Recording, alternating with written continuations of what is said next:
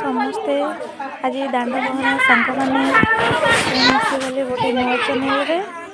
ଦେଖନ୍ତୁ ଦାଣ୍ଡ ପହଁରା ଆମର କେମିତି ବନା ହେଉଛି, କେତେ ହସ ଖୁସିରେ ଆମର ବନା ଚାଲିଛି। ଲୋକ ହିଂସା ବୋଲି କିଛି ବି ନାହିଁ। ଖୁଡ଼ି ଅପା ସମସ୍ତେ ଏଠି ଲାଗି ପଡ଼ିଛନ୍ତି ଓଷାରେ।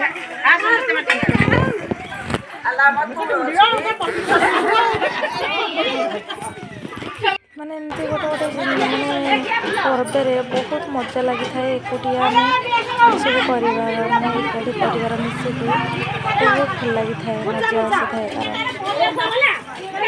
କାହିଁକିନା ଆପଣଙ୍କୁ ଗୋଟେ କାଞ୍ଜିମେଳା ବି ଗୋଟେ ଭିଡ଼ିଓ ଦେଖାଇଥିଲି, ଦେଖିଛନ୍ତି କି ନାହିଁ? କାହାକୁ ଏମିତିଆ ପର୍ବ ଭଲ ଲାଗେ ଆପଣ ନିଶ୍ଚିନ୍ତ କମେଣ୍ଟ କରିବେ, ଆଉ ସେୟାର ବି କରିବେ, ଲାଇକ୍ ବି କରିବେ।